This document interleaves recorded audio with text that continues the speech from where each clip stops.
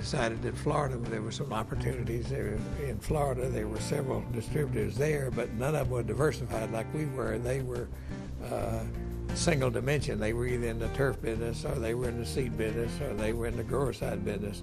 Well, we bought about 5 companies, put them all together as one company, and made a very large and profitable organization out of in Apopka, Florida. We had our largest warehouse is down in Apopka, Florida, and out of those acquisitions, we picked up a smaller business in Homestead, Florida, which is dedicated to growers, and it still operates there.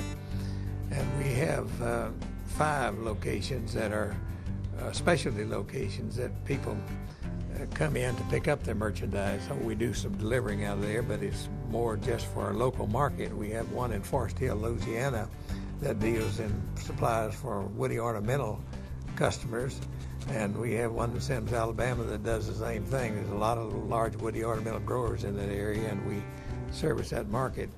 And in New Summerfield, Texas, which is down by Tyler, we have a location there that caters to the bedding plant growers, the people that grow bedding plants, flowers, geraniums, poinsettias, and that type of thing.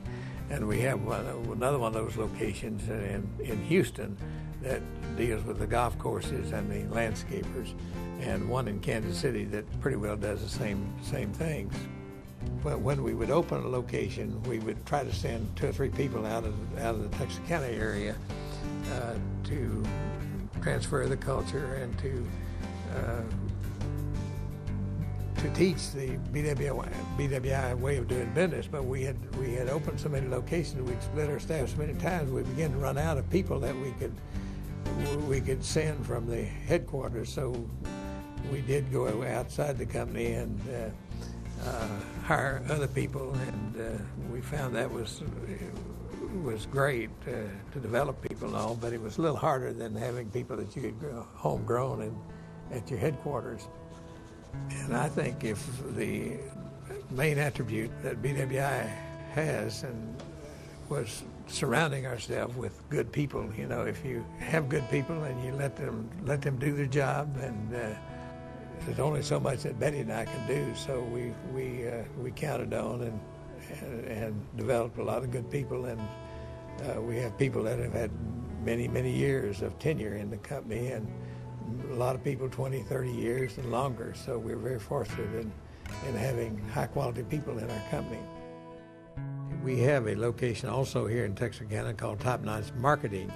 That is, the Top Notch logo was something we got when we bought BWI Russell Heckle, and we had it trademarked, and we use that. But what this company does, it brings in large lots of materials, chemicals, various other hard goods, and we ship it out to mass merchants. We've unbundled our services.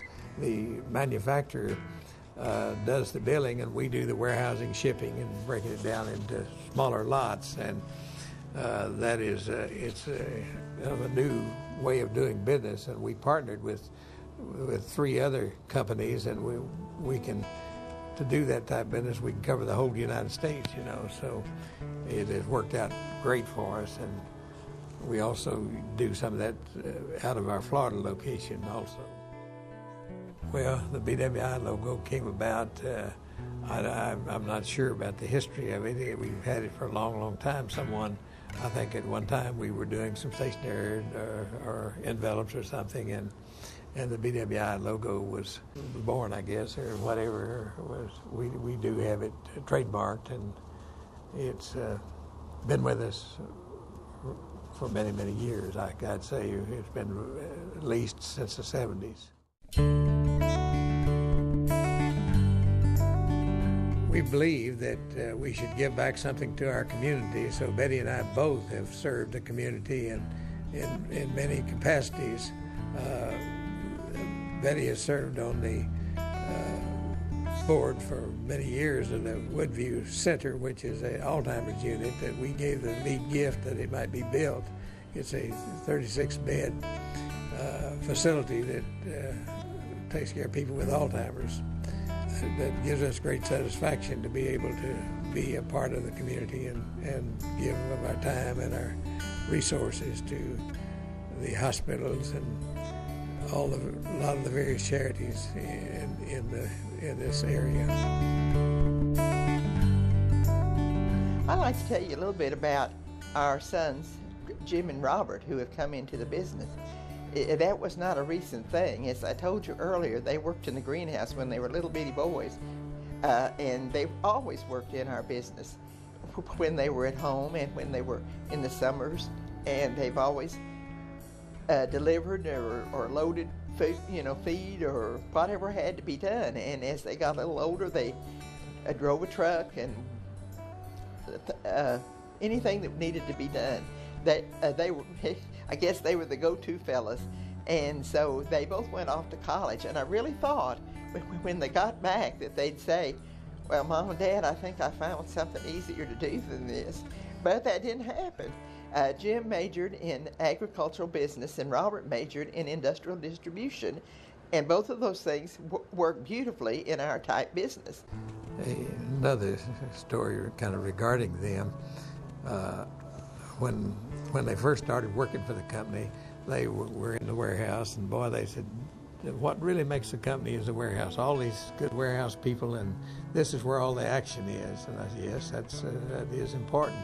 And then when they got to be truck drivers, they said, boy, it's all in the trucking. The truck drivers has the contact with the customers, and they're what makes the thing work. Well, when they went into sales, I heard pretty much the same story. It's the sales guys, boy, if it really makes this company work.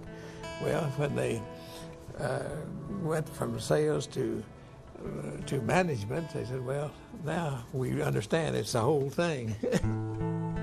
Dating back to high school and college, and I've always tried to provide leadership to the organizations which I belong to.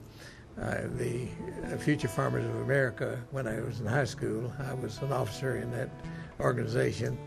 And then at Oklahoma A&M, I was the president of the agronomy club, and then I was elected to the National Association of Agronomy Association.